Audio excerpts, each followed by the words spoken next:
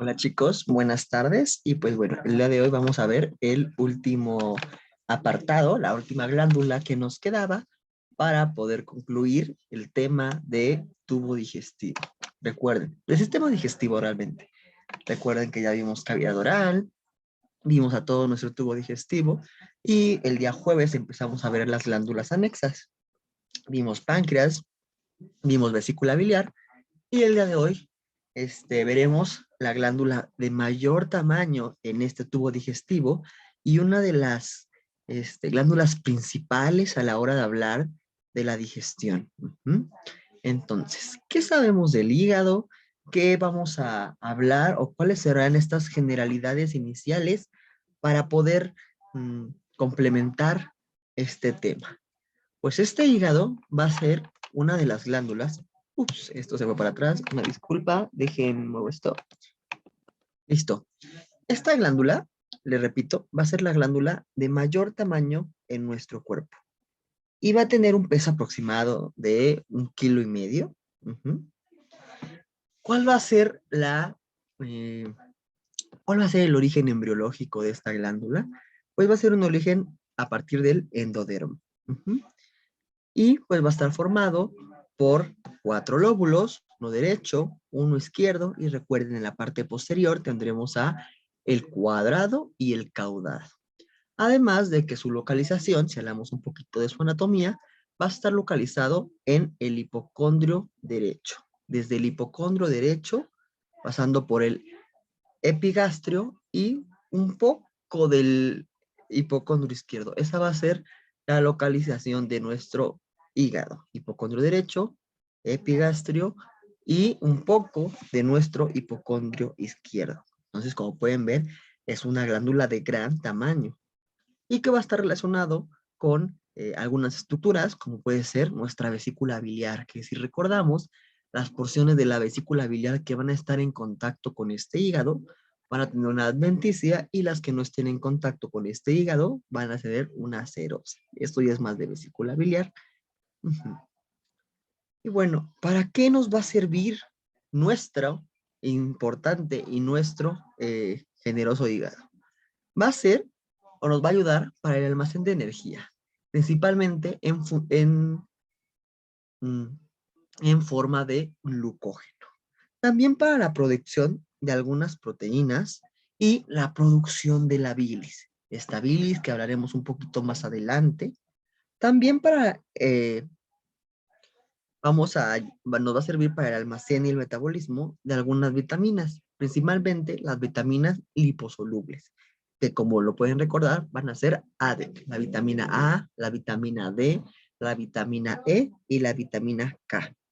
De igual manera, les digo, va a ser la síntesis de muchas proteínas, y estas proteínas vamos a hablar un poco más adelante de esto, pero puede ser la albúmina, algunas globulinas, las famosas lipoproteínas que ustedes vieron mucho en su tema este, de ácidos grasos en el tercer bloque de bioquímica, además de glucoproteínas que nos pueden ayudar para el transporte de muchas sustancias, como lo puede ser el hierro, y bueno, otras proteínas como lo puede ser la troponina y el fibrinógeno. De igual manera, nos ayuda a el almacén energético, como lo es el almacén de glucógeno, la porción exócrina para la producción de bilis y también para la degradación de ciertas toxinas y de ciertos fármacos, la degradación del alcohol, por ejemplo, y les digo también de ciertos fármacos a base de la fase 1, que es la oxidación, y la fase 2, que es la conjugación. De igual manera, va a tener una función endocrina de manera indirecta, debido a que va a ser el encargado de la modificación de ciertas hormonas, como lo puede ser T4, que debido a que en este hígado es donde se va a transformar T4 a T3, ¿ok? La tiroxina se transforma a triiodotironina. Acuérdense de estas hormonas tiroideas que habíamos visto en el tema del sistema endocrino. También recuerden que cuando hablamos del sistema endocrino, vimos que para el hormona del crecimiento actuará a nivel del hígado para que este hígado produzca el factor similar a la insulina y este factor similar a la insulina ayude a la producción.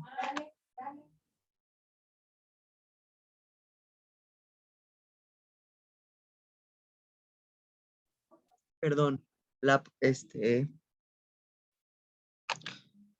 una disculpa, va a ser la producción de bilis y les digo, el factor de crecimiento similar a la insulina para estimular a esta hormona del crecimiento. De igual manera, va a ayudar a la modificación de la síntesis y la producción de insulina por las células beta del páncreas y del glucagón por las células alfa del páncreas.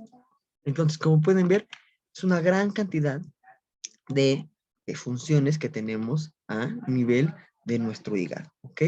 Y estas funciones van a ser tantas que por eso es que se dice que nuestro páncreas va a ser un laboratorio del cuerpo.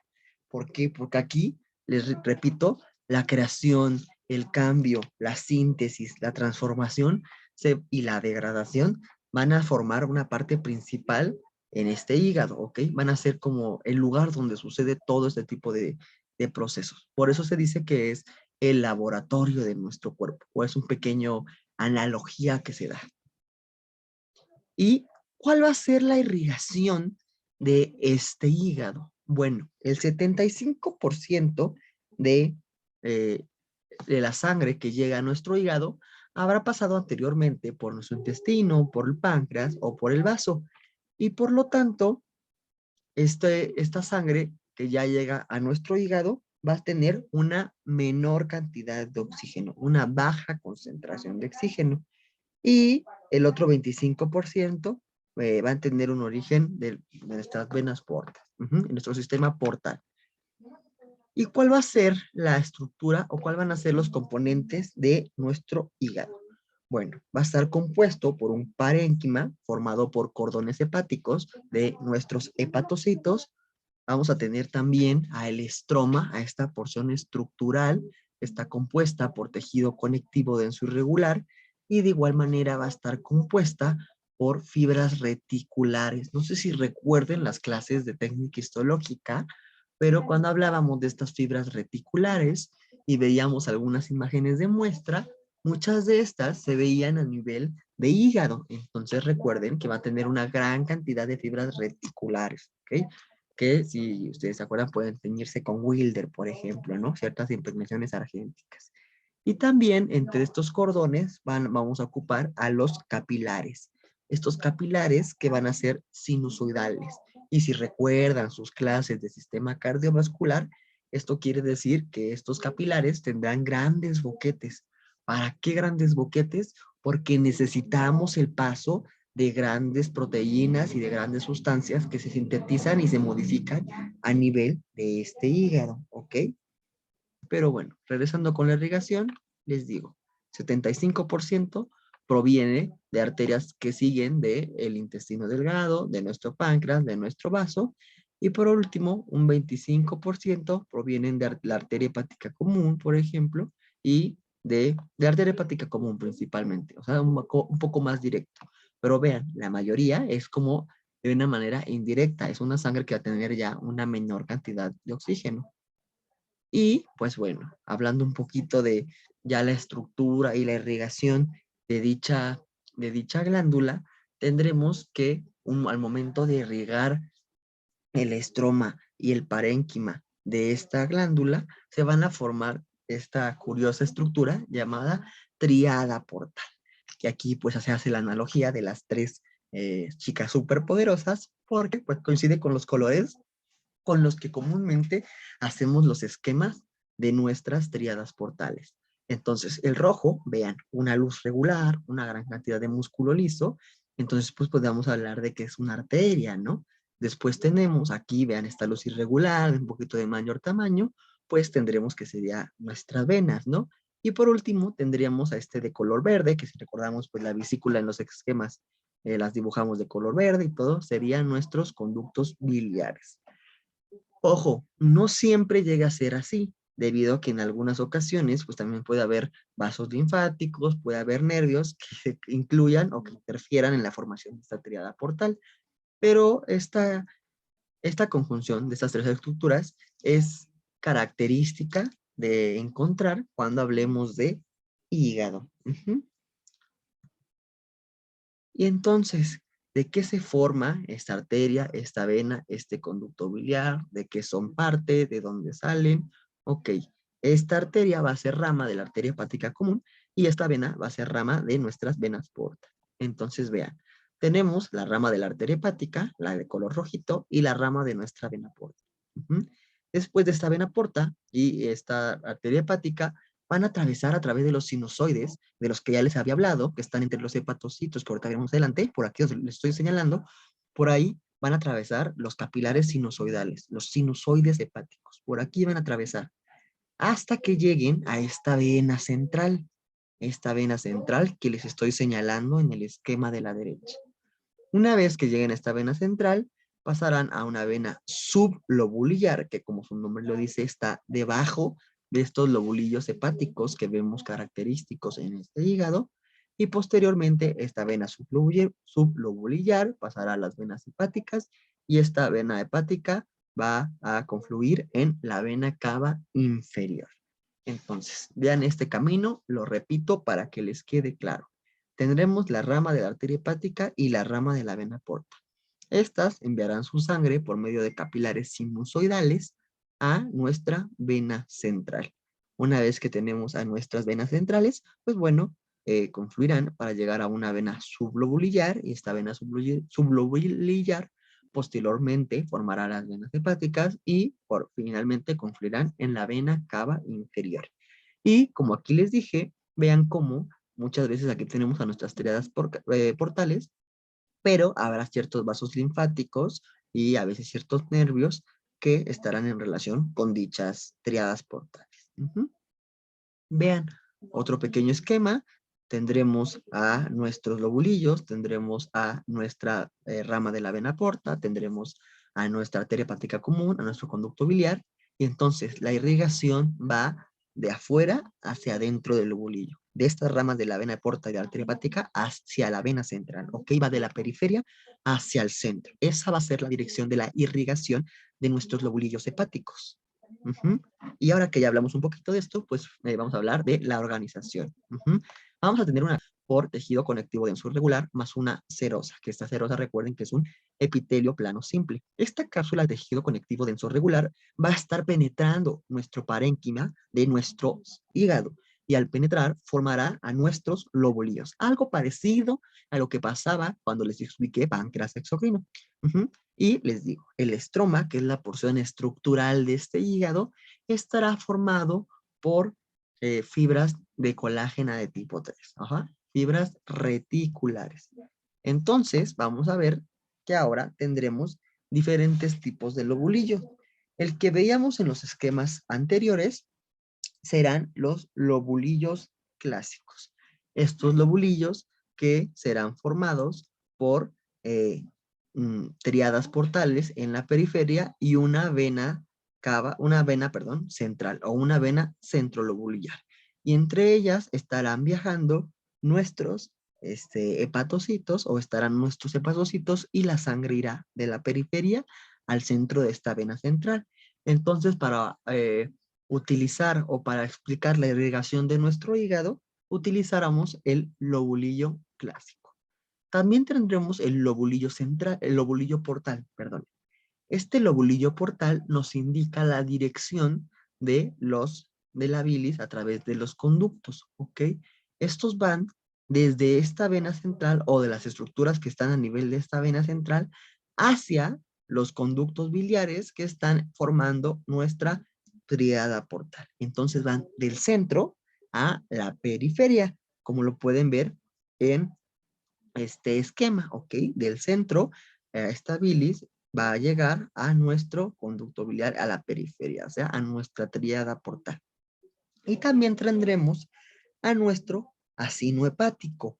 Este acino hepático, que es el del esquema de la parte superior, es para identificar las zonas de nuestro hígado, o sí, de nuestros, de cada uno de estos lobulillos, los cuales tendrán una mayor o una menor oxigenación, y una mayor o una menor cantidad de intoxicación, o van a tener un mayor o menor riesgo de una intoxicación. Entonces, La zona, bueno, veremos más adelante esto. Vean, lobulillo clásico, les repito, una vena central. En la periferia tendremos a las tríadas portales. Aquí dentro, en el parénquima, estarán nuestros hepatocitos encargados de la síntesis de múltiples sustancias. ¿Y qué les digo? Va a llevar o nos ayudará a explicar la irrigación de este hígado, que va desde nuestras ramas de la arteria hepática y ramas de la vena porta a través de sinusoides hacia nuestra vena central. Se dice que en cada ángulo de estos polígonos, de este hexágono, vamos a tener a una tríada portal. No siempre se va a cumplir así, pero bueno, es una característica importante para el diseño o el esquema de este lobulillo clásico. Vean, tenemos aquí a nuestros hepatocitos formando estos bloques, estos cordones de este color blanco, y tendremos la dirección de nuestra irrigación, de nuestra sangre, que va de las arterias, de las venas, de las tríadas, hacia la vena central. Vean estos cordones de hepatocitos que hay aquí y entre ellos capilares de tipos sinusoidales. Les digo, escribe el flujo sanguíneo desde la periferia, o sea, desde las tríadas portales hacia nuestra vena central. De afuera hacia adentro. Y después tendremos al lobulillo portal, que les digo que tendrá esta forma triangular debido a que va por nuestras venas centrales, formarán los ángulos de este triángulo imaginario y al centro de este triángulo estará una tríada portal. ¿Para qué nos sirve? Para la conducción o para ejemplificar la conducción biliar, ¿ok? El flujo biliar va desde nuestra localización o desde la vena central hacia la periferia, del centro a la periferia. Y por último les digo, tendremos al ácido hepático o también llamado de Rappaport por su epónimo, el cual se va a formar un rombo. Como pueden ver, el rombo, los extremos o los ángulos distales de este rombo serán dos venas centrales y los ángulos más proximales o más centrales serán tríadas portales. Y van a involucrar a dos lobulillos clásicos, por lo tanto. Y se van a describir, como les digo, tres zonas. La zona 1, la zona 1, que es la más central, va a ser la cual va a tener una irrigación con mayor oxígeno. Sin embargo, por lo mismo, va a tener o va a estar involucrado en problemas de intoxicaciones de medicamentos más frecuente. Va a ser la zona más propensa a intoxicaciones por medicamentos. Por su parte, la zona 3 va a ser la que le llegue menor cantidad de oxígeno, porque recuerden que la sangre primero iba de aquí a acá, y también, pero sin embargo, va a ser menos propenso a estas intoxicaciones por medicamentos. Entonces, es por eso que se hace esta división, les digo, de este ácido hepático o de Rappaport para saber las interacciones con fármacos o donde puede haber afectaciones por intoxicaciones más frecuentes y por lo tanto, como en la zona 3 también hay una menor cantidad de oxígeno, también habrá una afectación debido a cuando haya una necrosis lipídica, porque cuando hay una necrosis lipídica, la falta de oxigenación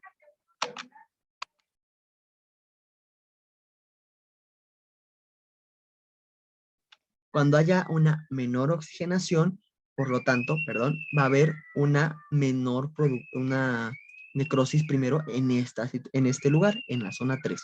Entonces, cuando hablamos de necrosis hepática, la zona 3 será primero. Cuando hablamos de intoxicación de medicamentos, la zona 1 será la que sea afectada principalmente. Cuando hablamos de oxigenación, la 1 recibirá una mayor oxigenación y la 3 recibirá una menor oxigenación.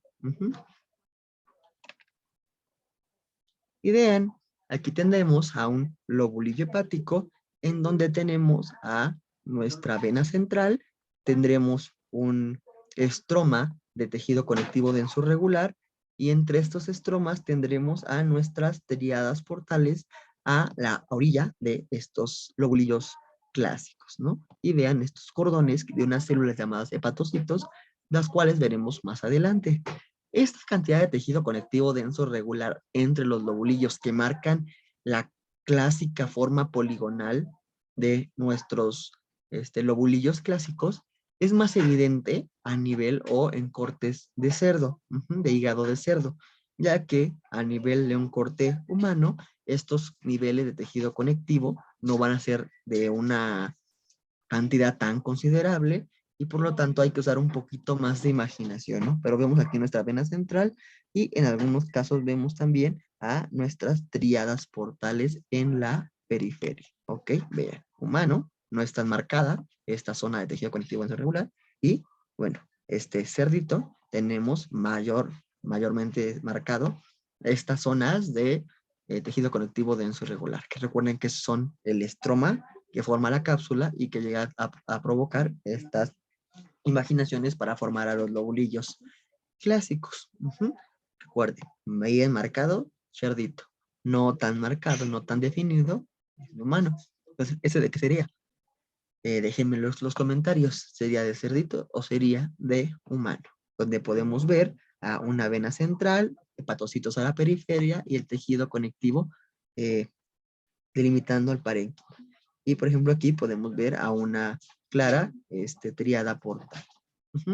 Aquí tendremos una impregnación. A ver, ustedes díganme en los comentarios qué técnica o qué tinción se utilizó en este corte, donde podemos ver que las fibras reticulares se van a marcar de una gran manera y que nos van a mostrar a el estroma de nuestro hígado. Nos van a mostrar claramente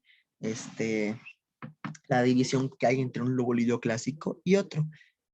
Entonces, la pregunta que quiero que me respondan en los comentarios es, ¿este corte es de cerdito o de humano? ¿Y qué tinción se utilizó para teñir o se utilizó en la siguiente fotomicrografía? En esta fotomicrografía. Y yo sé que ya fue mucho para su cerebro, ya de estar un poquito cansados, pero bueno, cuando terminemos el tema y lo puedan comprender, se van a sentir como en la imagen de la derecha. Y bueno, ya hablamos un poquito del estroma, ya hablamos un poquito de la conformación, pero ahora vamos a meternos a cosas más micrométricas, un poquito más pequeñas. Vamos a hacer un zoom a todo lo que habíamos visto. Y ahora ya que hacemos este zoom, vamos a ver que estos cordones hepáticos van a estar compuestos por diferentes tipos celulares, pero los principales serán los hepatocitos. Estos hepatocitos que se van a unir por uniones de tipo ocludentes o ocluyentes, como pueden ver aquí, tendremos a hepatocitos unidos. En este esquema, estos que se ven pálidos con un núcleo central moradito. Como pueden ver, van a ser células metabólicamente muy activas, entonces van a tener una gran cantidad de red para la síntesis de proteínas, una gran cantidad de inclusiones lipídicas, una gran cantidad de inclusiones como de glucógeno, va a haber una gran cantidad de retículo endoplásmico liso, tendremos fibras de colágeno dentro, o sea, va a ser una célula con un núcleo prominente, con una cantidad de mitocondrias enorme, ¿ok? Va a ser una célula tan metabólicamente activa que tendrá en abundancia una gran cantidad de organelos celulares. Y vean, entre ellos podemos ver que van a haber algunas células, unas células con un buen de grasa, ¿no? Pareciera que tienen una cantidad de grasa impresionante. Que dices, ah, caray, ¿eso para qué nos va a servir? ¿O de cuáles serán, no? Bueno, estas células se llamarán células de Ito. ¿Y para qué nos va a servir estas células de Ito? ¿Cuál va a ser su función? ¿Para qué las queremos entre estos hepatocitos? O sea, como, ¿para qué, no? Bueno, estas células de Ito van a ser encargadas del almacén de la vitamina A, esta vitamina liposoluble, esta vitamina que también la conocemos como ácido retinóico. Las células de Ito. Hablaremos un poquito más de ellas, pero para que vayan entendiendo el esquema. Y también en la periferia encontraremos estas células alargadas, grandes, con algunas prolongaciones, que si recuerdan van a ser los macrófagos a nivel hepático. Estos macrófagos serán las células de Kupffer. Estas células de Kupffer, creo que la R no se pronuncia al final, si no mal recuerdo, las clases de Clau, serían células de Kupffer, donde se los confirmo más adelante. Pero estas células van a ser los macrófagos, los encargados de eliminar cualquier sustancia o cualquier agente extraño a nivel hepático. Entonces, vean, van a ser células de un tamaño considerable, van a ser células con prolongaciones y un núcleo demasiado grande si lo consideramos así. Y después tendremos que estarán los sinusoides hepáticos. Estos sinusoides que les decía que iban desde nuestras ramas de la vena porte, de la rama hepática, a la arteria hepática, a la vena central. Entonces, vean, aquí tendremos a nuestros capilares sinusoidales con grandes boquetes en su endotelio, grandes boquetes, y el espacio que existe entre la barrera de hepatocitos, entre los cordones de hepatocitos y los capilares sinusoidales, este espacio que existe entre estas células capilares, era espacio de Dice. Espacio de Dice. Como me gustaría que estuviera aquí el buen Claudio para que nos pudiera orientar un poquito más. Entonces vean, cordones anastomosados y entre ellos sinusoides hepáticos. El espacio de Dice que está entre nuestros hepatocitos y que está entre nuestros capilares sinusoidales. ¿Y para qué nos sirve este espacio? Bueno, ¿o para qué es tan importante? Nos importa porque aquí es donde se lleva el intercambio entre nuestra sangre y los síntesis y funciones de nuestros hepatocitos, ¿ok? Aquí en este espacio pues va a ser como el campo de batalla o el campo de trabajo entre uno y otro. En este campo se van a llevar a cabo las modificaciones hormonales, se van a llevar a cabo esas interacciones que tienen que existir entre los hepatocitos y nuestra sangre. Además que pues desde aquí o aquí es donde se va a secretar la mayoría de los metabolitos que provienen de nuestros hepatocitos hacia nuestro torrente, a excepción de uno. ¿Cuál será? Exactamente, la bilis, porque recordamos que la bilis va a actuar a nivel de los conductos biliares, no por aquí. Entonces, les repito, para recapitular, células o hepatocitos grandes con un núcleo prominente, gran cantidad de red, gran cantidad de Golgi, gran cantidad de mitocondrias, gran cantidad de músculo liso, perdón, de retículo endoplásmico liso, gran cantidad de glucógeno que es almacén de energía. Después en la periferia tendremos a estas células con gran cantidad de grasa llamadas células de hito, que van a ser las encargadas del almacén de vitamina A o ácido retinoico, y que, bueno, les digo, tener esta gran cantidad de inclusión de lipídicas, y además va a ser la encargada de la síntesis de la colágena de tipo 3, o sea, de las fibras reticulares. Además que también tendremos a lo largo de estos espacios de DIS o en esta zona, tendremos algunos fibroblastos, que si recuerdan, pues los fibroblastos van a ser los encargados de la síntesis de la matriz extracelular y por lo tanto de también las fibras reticulares. Y tendremos también a las células de Kupffer, que van a ser los macrófagos a nivel hepático. Entonces, hablemos un poquito de este hepatocito. Células poligonales de un tamaño considerable, vean, 20 a 30 micrómetros, los cuales tienen una gran cantidad de organelos, como les digo. Tiene red, tiene Golgi, tiene gran cantidad de mitocondrias, tiene una gran cantidad de retículo endoplásmico liso, o sea, va a tener una gran cantidad de organelos. Y estos pueden llegar a ser binucleados, ¿ok? Pueden tener más de un núcleo, como ya se los había mencionado, el cual también tiene un tamaño considerable. Entonces, para que se recuerden un poquito de qué tiene o por qué tiene gran cantidad de organelos, recuerden, van a tener uno o más núcleos, los cuales van a ser de un tamaño prominente, van a también tener una gran cantidad de retículo endoplásmico rugoso porque necesitamos la síntesis de una gran cantidad de proteínas y después necesitamos una gran cantidad de transporte de estas proteínas por medio de Golgi. Necesitamos una gran cantidad de ATP para la síntesis y los procesos metabólicos que se llevan a cabo aquí. Entonces, como necesitamos una gran cantidad de ATP, pues tenemos una gran cantidad de mitocondrias y una gran cantidad de retículo endoplasmático liso para la síntesis de ácidos grasos y también para la desintoxicación. Entonces, vean, tenemos una gran cantidad de organelos. Eso es con lo que quiero que se quede, gran cantidad de organelos. Y bueno, les digo, tendremos diferentes dominios en nuestro hepatocito. Los laterales, que van a estar formados por canalículos biliares o uniones ocludentes o ocludens, y que van a tener ciertas ATPasas. ¿Por qué ATPasas? Bueno, para el paso de algunas moléculas de un hepatocito a otro. Y estas necesitan de ATP, por lo tanto va a ser un transporte de tipo activo. Y por eso también tenemos una gran cantidad de mitocondrias en estos hepatocitos. Y en los dominios sinusoidales, que serían tanto lo que podría ser, no, está bien decir dominios sinusoidales, son los que están viendo hacia nuestros capilares sinusoidales o nuestros sinusoides hepáticos. Estos que van a estar mirando a estos sinusoides van a poseer microvellosidades cortas y de igual manera tendrán ATPasas para el paso de las sustancias correspondientes. Entonces, estos que están entre cada uno de los hepatocitos van a ser las laterales, recuerda, uniones ocludentes, y las dominios sinusoidales, microvellosidades, y estarán mirando hacia nuestros sinusoides hepáticos. Estos sinusoides hepáticos, como recordarán, van a ser capilares, pero con grandes boquetes a nivel del endotelio. Y se dice que no va a tener un diafragma. Entonces, ese endotelio va a tener grandes boquetes.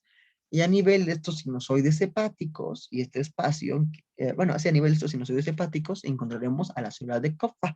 Estas células de Kupffer, que como les hemos dicho, van a ser los macrófagos a nivel hepático, y que, bueno, como buen macrófago, va a tener estas prolongaciones en su citoplasma y tendrá una gran cantidad de redes Golgi mitocondrias, pero que nos interesa, abundantes lisosomas y endosomas. Recuerden que estas células, o los macrófagos en general, van a ser células presentadoras de antígenos, y ustedes ya por sus clases de linfoide, por sus clases de tejido sanguíneo, o recordarán un poco de cómo funcionan estas células presentadoras de antígeno.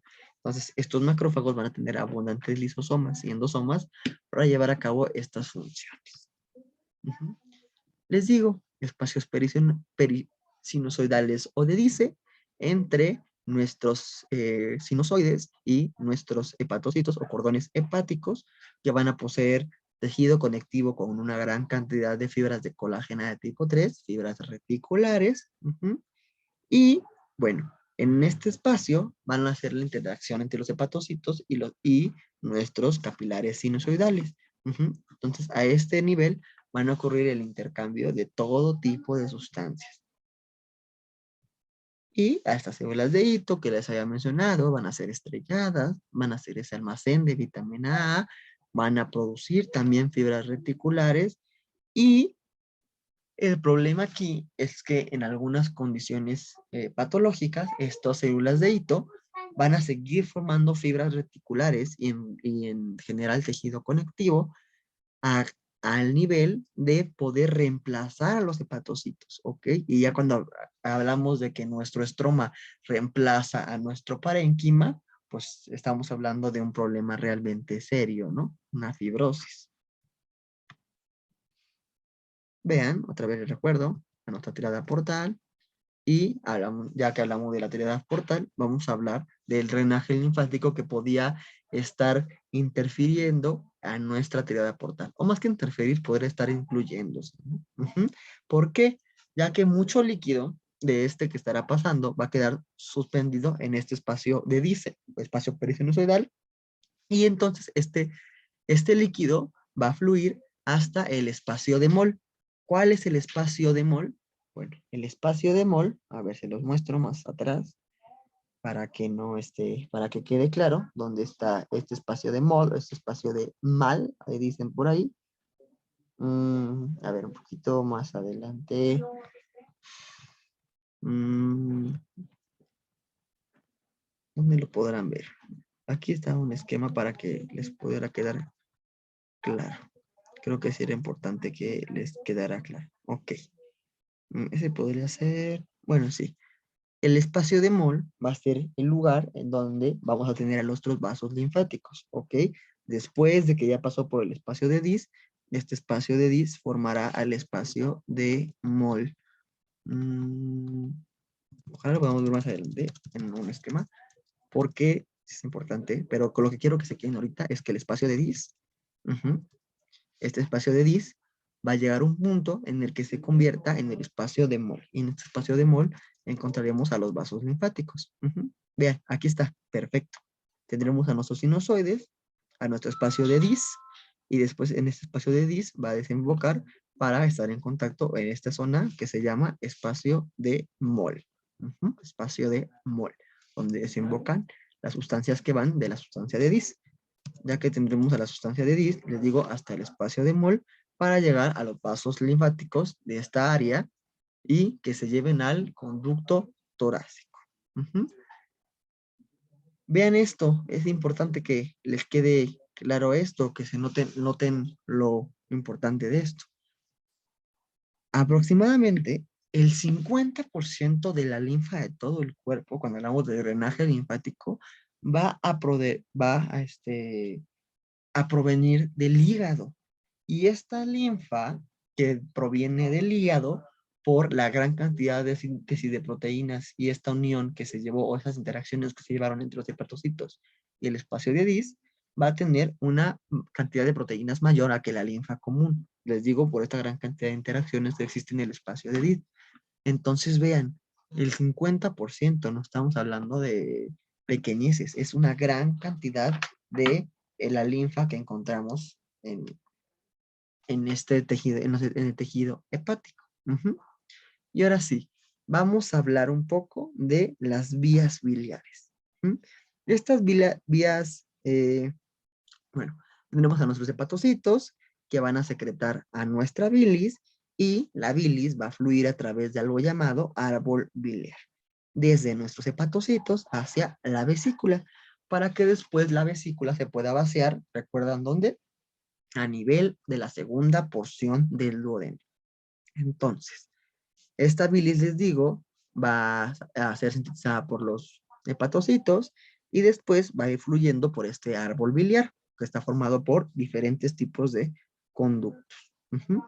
Y estos conductos, que les digo, van a llegar hasta nuestra vesícula biliar, van a estar formados por unas células llamadas colangiocitos. Y que hablaremos más adelante de ellos. Y estos colangiocitos van a ser células de una morfología cúbica, llegando a ser hasta cilíndricos, recuerden, dependiendo de la luz de los conductos, y van a tener microvellosidades para que no haya una filtración de nuestra bilis. Y vean, aquí en este pequeño esquema tendremos cómo es que se conduce nuestra bilis a través de estos conductos biliares, y que estos conductos biliares van a estar tapizados por los colangiocitos, que van a ser células de cúbicas o cilíndricas con microvellosidades. Recuerden que la circulación de la bilis o la circulación biliar va desde el centro de nuestros lobulillos clásicos a la periferia, a la tríada portal. Y por último, vamos a hablar un poquito, o vamos a decir, cuál es la composición de dicha bilis. Bueno, esta bilis va a estar compuesta por agua, que es la cual nos va a ayudar a ser un solvente de toda la gran cantidad, como pueden ver aquí, de diferentes tipos de proteínas y de moléculas que tenemos en esta bilis. También tendremos a ciertos fosfolípidos, como lo es la lectina, y también al colesterol, o sea, tendremos lípidos a nivel de esta bilis, los cuales pueden servir como cierto sustrato para otros procesos metabólicos. Porque aparte recuerden que estos van a ser precursores de la membrana, debido a que la membrana va a estar compuesta por nuestros fosfolípidos, y que también encontraremos al colesterol que nos darán estas balsas lipídicas. Y esta producción de bilis que tenemos y esta cantidad de fosfolípidos y de colesterol que observamos se van a reabsorber a nivel de nuestro intestino. ¿Para qué? Para que haya un reciclaje de estas moléculas para que, bueno, sigamos teniendo una producción de bilis adecuada. Ujú. Y aparte tendremos a los ácidos biliares. Los primarios, que van a ser secretados por el hígado, y los secundarios, los cuales van a ser convertidos una vez que llegamos a nuestro intestino a través de la flora bacteriana o nuestra microbiota. Entonces, para recapitular un poquito, ácidos biliares, los primarios van a ser tal cual secretados por el hígado y podemos tener al ácido cólico, al ácido queno-desoxicólico, y los secundarios, los cuales tienen que pasar por un proceso de transformación a nivel de la microbiota, como los del ácido desoxicólico y el ácido litocólico. Ujú.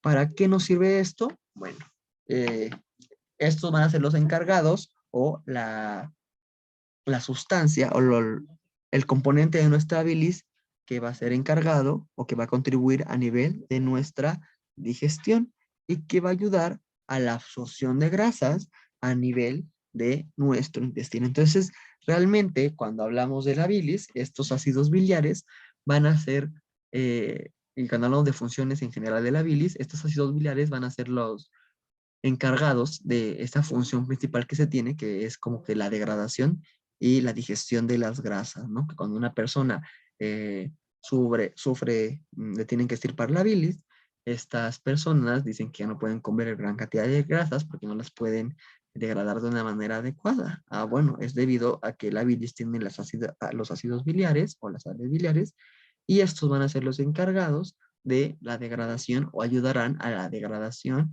y absorción de estos lípidos a nivel intestinal. Ujú. También tendremos algunos pigmentos biliares, como lo puede ser este, los glucorónidos. Ujú. ¿Y cuál va a ser su función? Va a ser la desintoxicación de la bilirrubina. ¿Cuál va a ser la función o cuál va a ser o qué es la bilirrubina? O bueno, va a ser la encargada o el producto final de la degradación de nuestra hemoglobina, que recuerden que es una proteína que nos ayudará a el transporte de oxígeno en la sangre. Ujú. Entonces, esta bilirrubina ujú, eh, va a tener, pues imagínense, después de todo su uso a nivel de la hemoglobina, pues bueno, va a tener ciertos componentes, los cuales tienen que ser desintoxicados por los pigmentos biliares para que no haya problemas a nivel hepático. Y algunos electrolitos, como el sodio, el potasio, el calcio, el magnesio, el cloro y el bicarbonato. ¿Por qué? Porque estos iones, veremos, como lo hemos visto a lo largo del curso y como lo verán en fisiología, estos iones nos encargarán o nos ayudarán a establecer y mantener a nuestra bilis como un líquido isotónico. Y al ser un líquido isotónico, ayudarán a que éste se pueda reabsorber a nivel del intestino y pueda reciclarse, ¿ok? Si no fuera así, tendríamos problemas para poder absorberlo y poder reciclar a nuestra bilis. De igual manera, va a estar la producción de esta bilis, nos dará como consecuencia la formación de anticuerpos llamados principalmente inmunoglobulina A. Esta inmunoglobulina A va a ser un anticuerpo asociado a mucosas y los cuales, pues bueno, van a ayudar a la inmunidad humoral. La inmunidad humoral, recuerden ustedes, va a ser aquella que se lleva a cabo a nivel de anticuerpos y estos anticuerpos, pues bueno, van a estar regulados principalmente por la linfocitos B. Estos linfocitos B crean a los anticuerpos y en este caso la inmunoglobulina A. Y por eso sería todo por la clase de hoy. Espero que sea de su agrado. Espero que puedan contestar las preguntas que le realicé al inicio. Y bueno, cualquier duda que tengan sobre el tema, chicos, cualquier cosa que no les haya quedado claro, lo revisamos sin problema.